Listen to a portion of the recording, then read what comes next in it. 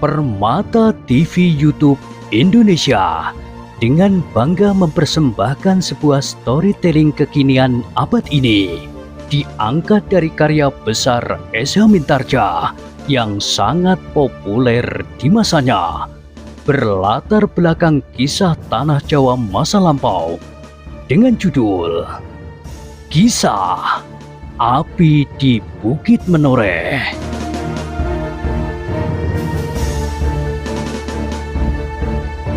Pada kesempatan yang sangat baik ini, kita masuk pada episode yang ke-578. Selamat menikmati.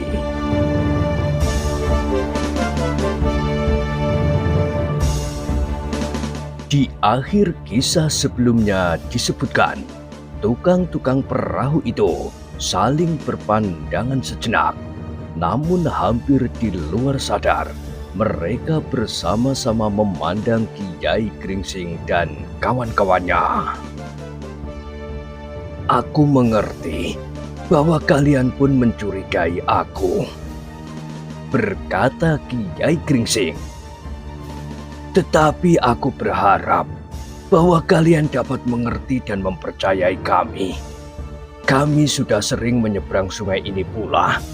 Meskipun barangkali orang-orang lain yang menolong kami, tetapi kami pun tidak mau kehilangan kesempatan dengan berbuat demikian tidak berperi kemanusiaan. Berapa sebenarnya upah yang harus dibayar? Seandainya lipat 5 sekalipun dari yang seharusnya, sedangkan nyawa orang mempunyai nilai yang tidak dapat disebutkan dengan nilai uang. Selebihnya, kami akan berdosa dengan melakukan kejahatan serupa itu. Sejenak tukang perahu itu ragu-ragu. Agaknya mereka sedang mempertimbangkannya. Sudah barang tentu, kami tidak dapat berbuat apa-apa di hadapan sekian banyak orang, berkata Ki Sumangkar. Seandainya ada niat di hati kami untuk melakukan kejahatan yang sangat merugikan itu, kami tentu tidak akan melakukannya di hadapan orang lain. Seorang yang bertubuh tinggi kekar, yang agaknya orang tertua di antara tukang perahu itu menarik nafas dalam-dalam sambil berkata, "Baiklah, aku percaya kepada kalian. Karena ada di antara kalian yang sudah aku kenal dengan baik."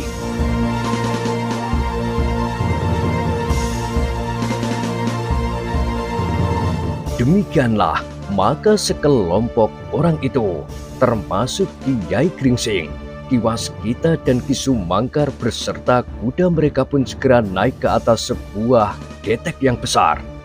Perlahan-lahan getek itu mulai bergerak. Mula-mula menyusur tepian menurut arus air, kemudian perlahan-lahan semakin ke tengah dan memotong Kali Progo. Tidak banyak yang mereka percakapkan di tengah-tengah Kali Progo, namun ada yang penting yang didengar oleh Kiai Gringsing dan kawan-kawannya. Salah seorang dari sekelompok pedagang yang menyeberang itu bertanya, "Apakah kau dapat mengenal ciri-ciri dari orang-orang yang berbuat kejam itu?" "Tentu tidak. Malam cukup gelap dan jarak kami pun menjadi teramat jauh karena mereka sudah sampai di seberang." "Apa yang kau ketahui tentang mereka?" "Tidak ada. Kami hanya mendengar pertengkaran sejenak, kemudian jerit ngeri dari 3 orang kawan kami. Di pagi hari berikutnya, kami menemukan mayat-mayat itu. Perutnya sobek dan darah memerah di bibir perahu. Bahkan sudah menjadi hitam pula. Tanpa mengenal ciri-ciri mereka, kita tidak akan dapat mencarinya atau berhati-hati terhadap orang yang demikian di saat yang lain."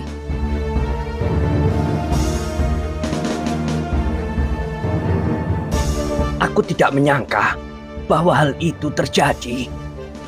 Ia berhenti sejenak, lalu katanya, "Tetapi yang pasti menurut penglihatanku, salah seorang dari mereka membawa sebatang benda yang panjang. Benda panjang? Di luar sadarnya Kiai Gringsing bertanya. Orang itu berpaling sambil mengangguk. Iya, mungkin sebuah payung. Payung? Payung itu dibungkus rapi dengan sehelai kain putih. Dada Kiai Gringsing serasa semakin cepat berdetak. Demikian juga agaknya Kiwas Kita dan Ki Sumangkar.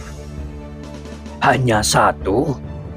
Bertanya Kiai Gringsing sambil menahan perasaannya yang bergejolak.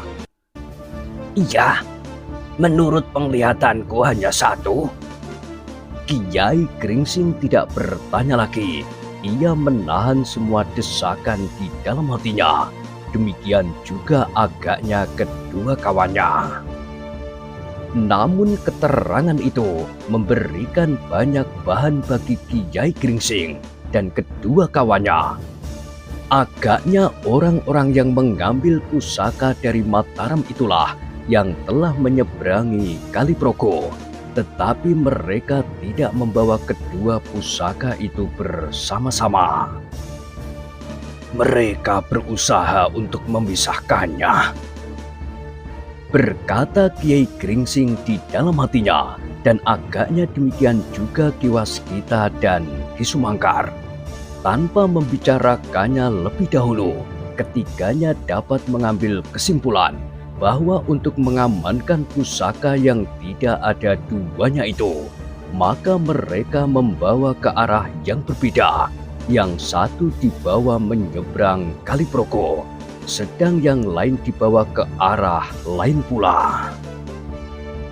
Tetapi mungkin juga mereka membagi pusaka-pusaka itu agar mereka untuk sementara terikat di dalam satu kelompok yang tidak akan saling mengkhianati, berkata Kiai Gringsing di dalam hatinya. Tetapi ia tidak bertanya lebih lanjut. Ia sadar bahwa ia tidak akan mendapatkan bahan lebih banyak dari itu. Bahkan kemudian ia berpura-pura tidak menghiraukannya lagi, ketika justru orang-orang lainlah yang bertanya tentang payung itu. Seorang yang bertubuh kurus agaknya tertarik juga pada cerita payung itu, sehingga ia pun kemudian bertanya, payung itu memiliki kelebihan apa sehingga diselongsong dengan kain putih? Tentu aku tidak tahu, aku hanya melihat dari kejauhan. Aku pernah melihat sebuah payung bertangkai panjang, seperti yang dibawa orang itu ketika aku masih kecil. Di mana? Bertanya yang lain. Ketika aku ikut Biyung mengunjungi sanak keluarga kami yang berada di Pajang. Ia menghambakan diri kepada seorang bangsawan, dan aku melihat di rumah itu ada payung bertangkai panjang, seperti songsong orang mati. Iya. Tukang perahu itu berhenti sejenak ketika perahunya menjadi sedikit oleng. Kemudian katanya, payung di rumah bangsawan itu pun diselongsongi pula dengan kain putih.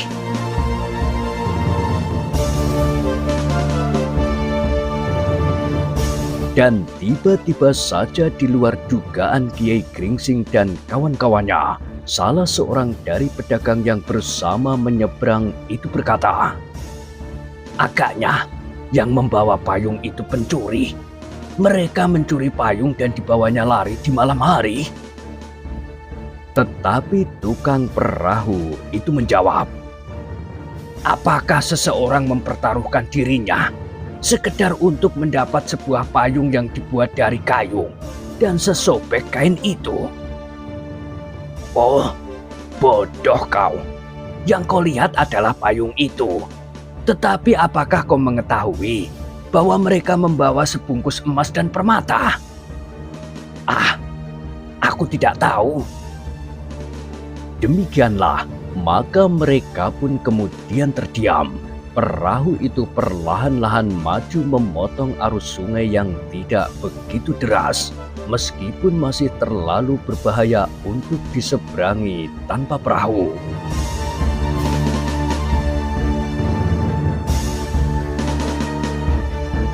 Setelah mereka sampai di seberang, maka sambil mengucapkan terima kasih, maka Kiai Gringsing dan kedua kawannya pun segera membayar upah yang harus mereka berikan.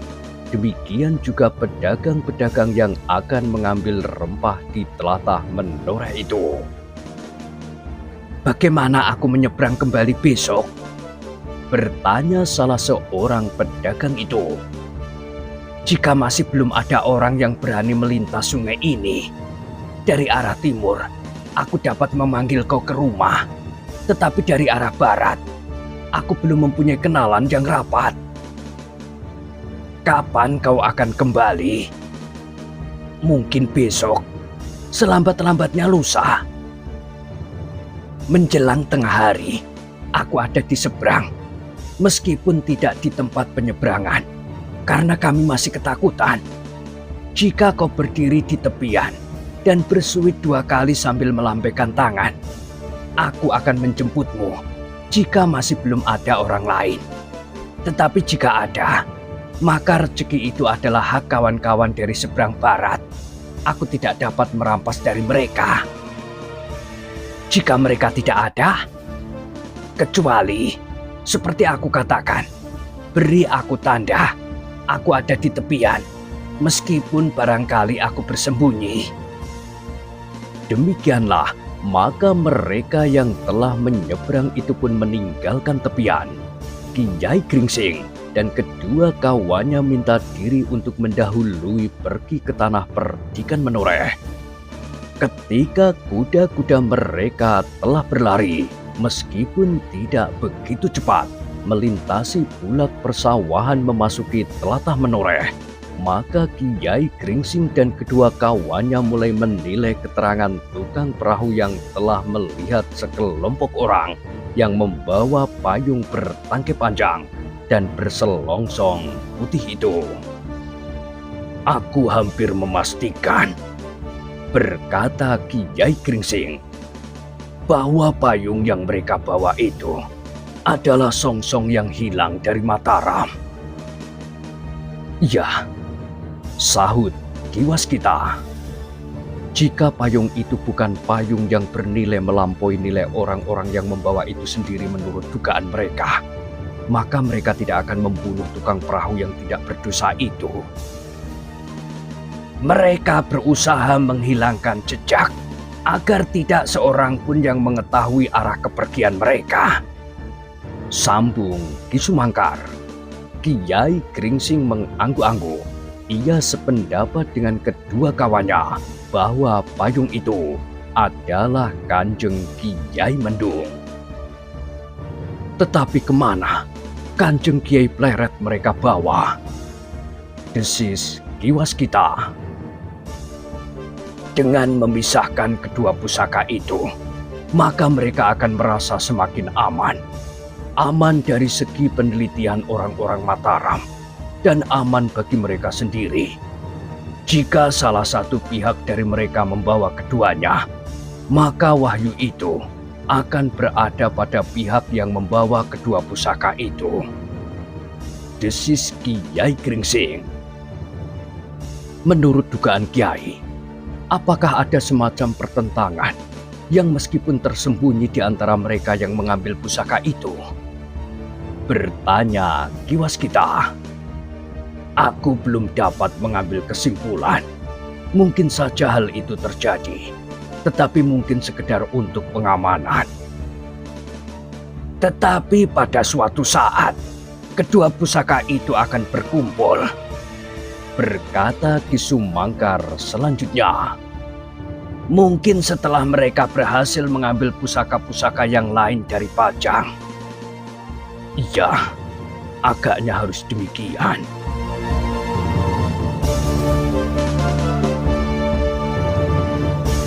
Ketiganya mengangguk-angguk.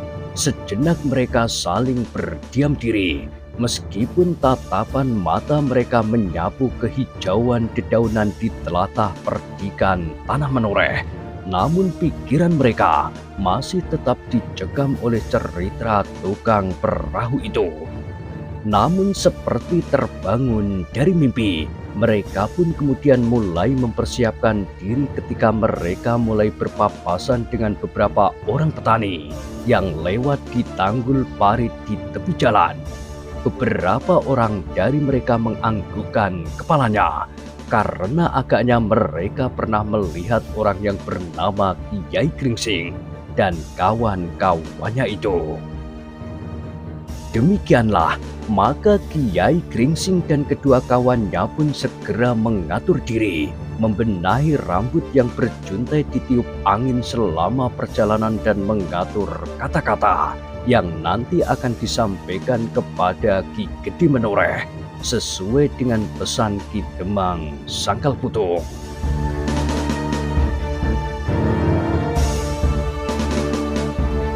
Tidak seperti saat-saat yang lampau, mereka selalu berpapasan dengan kelompok-kelompok peronda. Maka kini agaknya tanah perdikan Menoreh telah benar-benar menjadi tenang. Meskipun agaknya tanah perdikan Menoreh tidak lengah sama sekali, namun mereka tidak diganggu oleh kegelisahan, persiapan bersenjata di sepanjang jalan.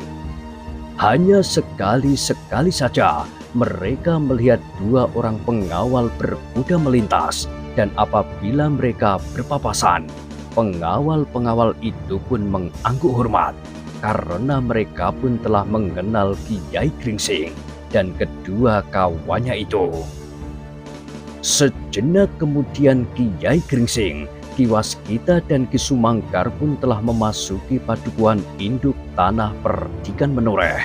Namun kedatangan mereka bertiga sama sekali tidak mengejutkan orang-orang di Menoreh.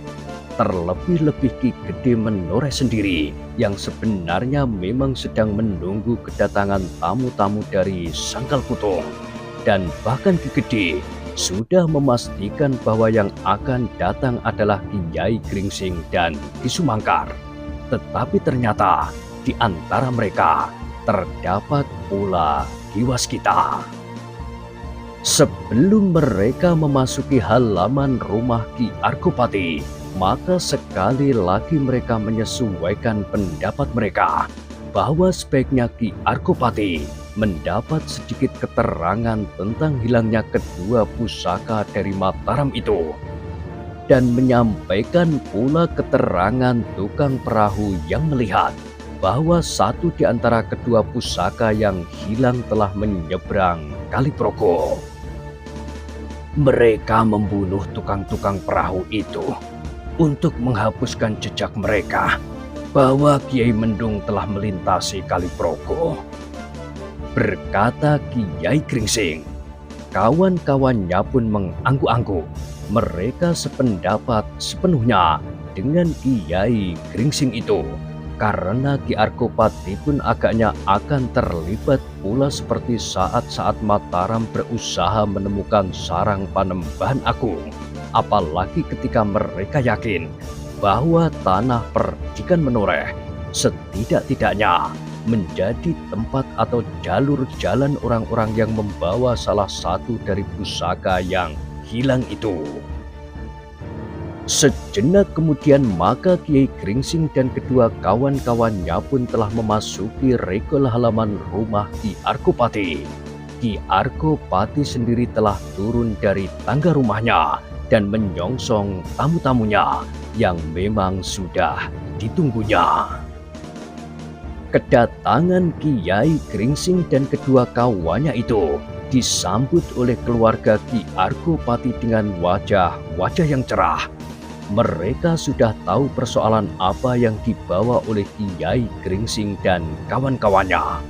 Namun berita yang sekarang dibawa itu adalah berita kepastian tentang saat-saat yang sudah lama dinantikan itu.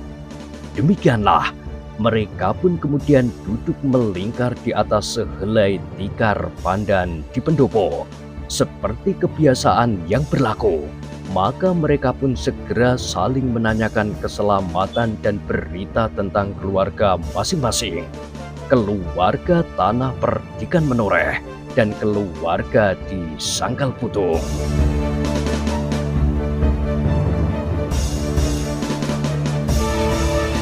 Pembicaraan mereka pun kemudian dengan lancar merambat kepada berbagai macam persoalan.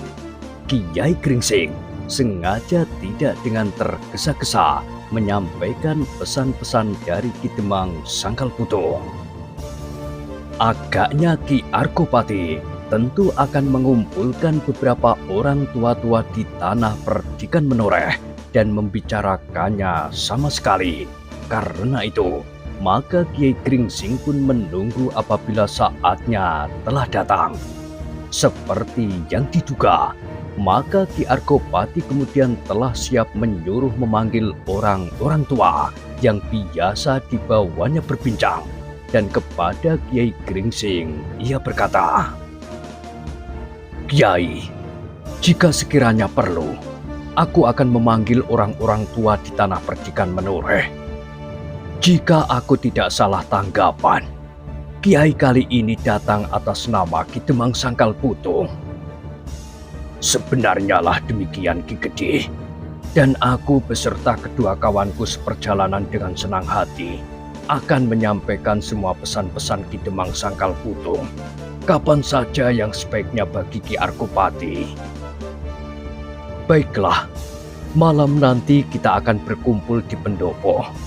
Apakah Kiai sudah tidak terlampau letih?" "Tentu tidak. Kami pun ingin segera mendengarnya." Kiai Gringsing mengangguk-angguk sambil tersenyum. Katanya, "Memang semakin cepat semakin baik. Seakan-akan aku telah meletakkan beban yang tersangkut di dalam dada ini." Ki Argopati tertawa, tetapi ia tidak menduga sama sekali bahwa beban yang tersangkut di hati Kiai Gringsing dan kawan-kawannya adalah beban ganda. Jika mereka telah menyampaikan pesan Ki Demang Sangkal Putung, maka akan datang gilirannya mereka menyampaikan pesan tentang kedua pusaka yang hilang itu, meskipun hanya kepada Ki Argopati seorang diri. Sebelum malam turun di atas tanah Perdikan Menoreh, maka tamu-tamu tanah Perdikan Menoreh itu pun dipersilahkan beristirahat di gandok sebelah kiri. Mereka segera mendapat jamuan makan setelah mereka membersihkan diri di Pakiwan. Beberapa lamanya mereka menunggu di gandok sambil berbicara di antara mereka. Tetapi mereka tidak lagi membicarakan pesan Ki Demang di Sangkal Putung. Tetapi mereka membicarakan persoalan pusaka-pusaka yang hilang itu.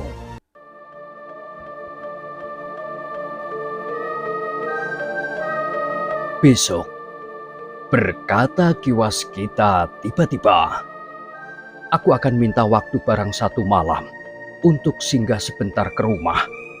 Aku harus memberitahukan bahwa aku akan memperpanjang waktu kepergianku dengan hilangnya pusaka-pusaka itu."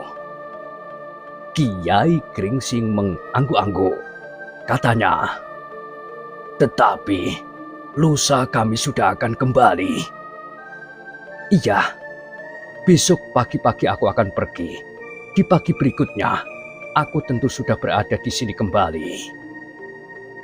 Kiai Gringsing dan Ki Sumangkar saling berpandangan sejenak, namun keduanya pun kemudian mengangguk.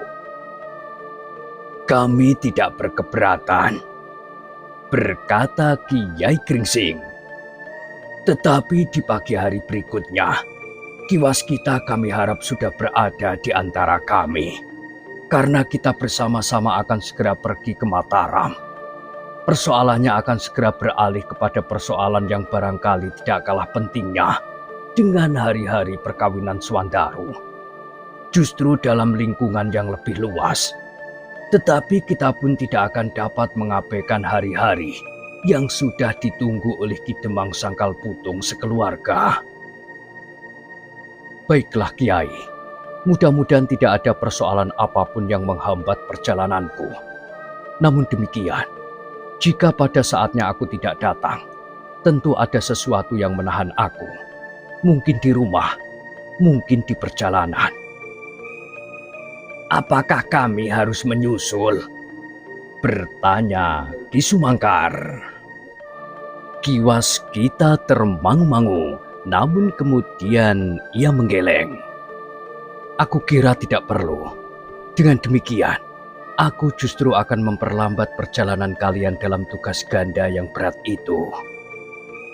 Tetapi Ki Waskita adalah kawan yang terpercaya bagi kami berdua, sahut Kiai Gringsing.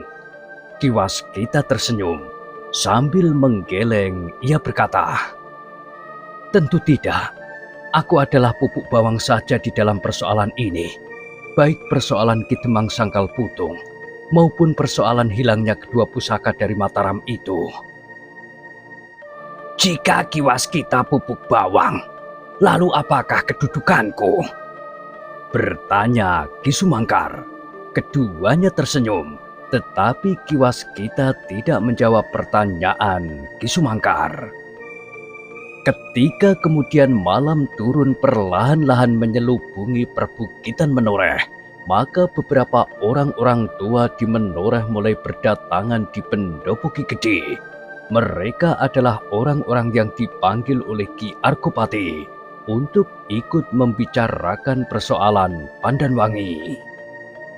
Sementara Pandanwangi sendiri seolah-olah tidak mau keluar dari ruang dalam.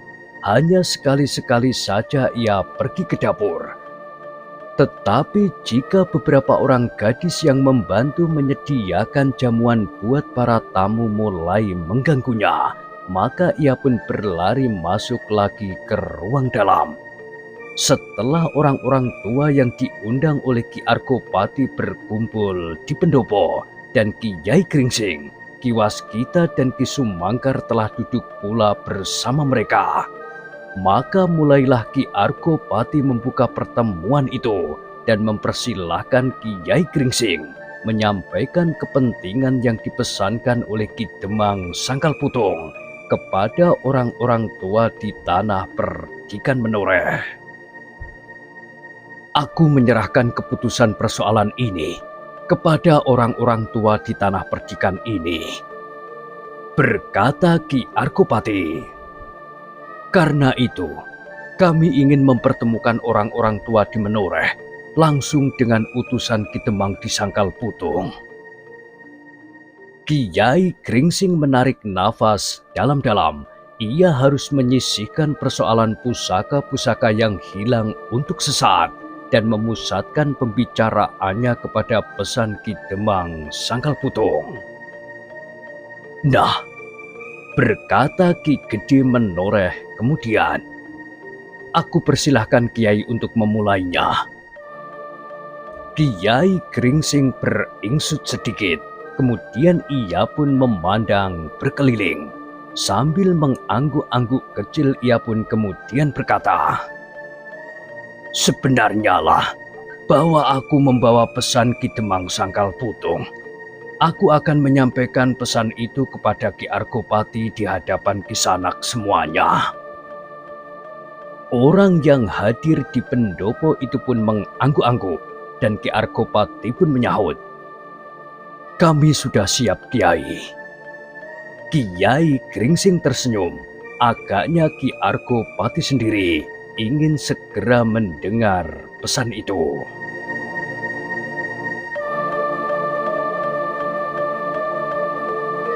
"Ki Gede," berkata Kiai Gringsing kemudian, "yang penting yang harus kami sampaikan tinggallah masalah waktu.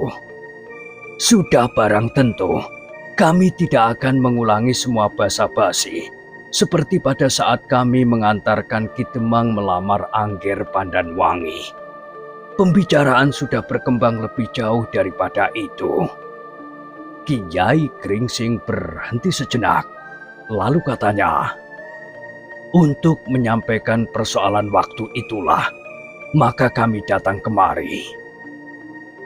Kiai Gringsing pun kemudian menyampaikan hasil pembicaraan orang-orang tua di Sangkal Putung sebagai pihak bakal pengantin laki-laki. Namun karena ajang perkawinan yang pokok adalah pada pihak pengantin perempuan, maka semuanya terserah kepada keluarga dan orang-orang tua di tanah perdikan menoreh. Jadi menurut perhitungan Ki Demang, perkawinan itu akan berlangsung kira-kira 40 hari lagi? Bertanya seorang yang rambut dan janggutnya sudah putih. Ya Kisanak, jawab Kiai Gringsing. Itu adalah permohonan waktu yang diberikan oleh Ki Demang atas perhitungan orang-orang tua di Sangkal Putung.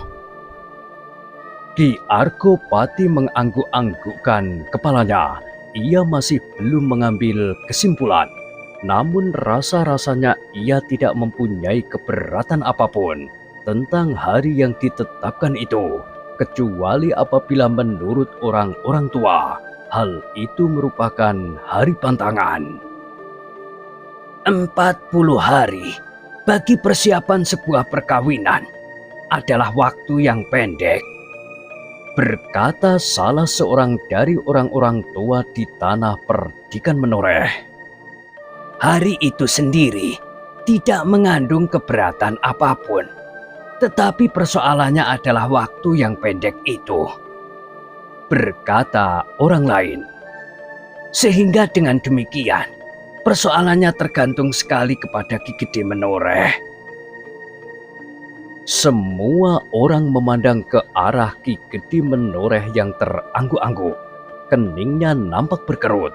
Agaknya ia sedang mempertimbangkan berbagai kemungkinan tentang saat yang diminta oleh Ki Demang Sangkal Putung itu. Untuk beberapa saat pendopo kademangan itu menjadi sepi. Agaknya masing-masing sedang membuat pertimbangan-pertimbangan di dalam hati. Ki Gede Menoreh agaknya menyadari bahwa persoalannya banyak tergantung kepadanya. Jika ia tidak berkeberatan melaksanakan perkawinan anaknya dalam waktu singkat itu, maka semuanya akan dapat menerimanya, karena tidak ada seorang pun yang mengajukan keberatan sesuai dengan waktu yang disebutkan oleh Kiai Gringsing.